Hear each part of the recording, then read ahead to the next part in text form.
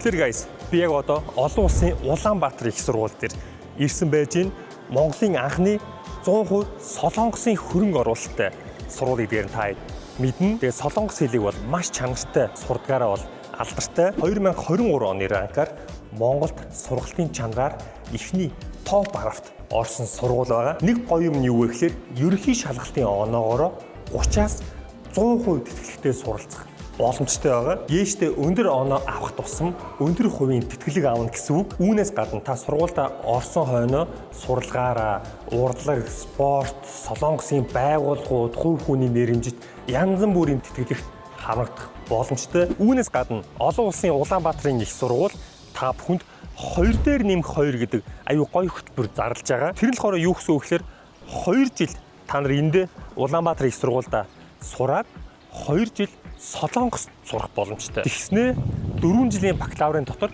хос дипломтойгоор төгсөх боломжтой гэвэл та нар итгэх үү? Одоогийн байдлаар Монгол хамгийн их оюутныг оюутан солилцооны хөтөлбөрөөр Солонгос руу явуулсан сургууль байгаа. Өөр нэг гоё юм нь юу вэ гэхээр та энэ сурах төлбөрөөрөө 6 сараас 1 жилийн хугацаанд Солонгос руу оюутан солилцоогоор явах боломжтой байгаа. За тэгээд хэрвээ та бүхэн сонирхож байвал олон улсын Улаанбаатарын их сургуулийн эсэлт ихсэн байгаа. Тэгээд нэмэлт мэдээллүүд хэрэгтэй бол та бүхэн ирээд чөлөөтэй авч болно шүү.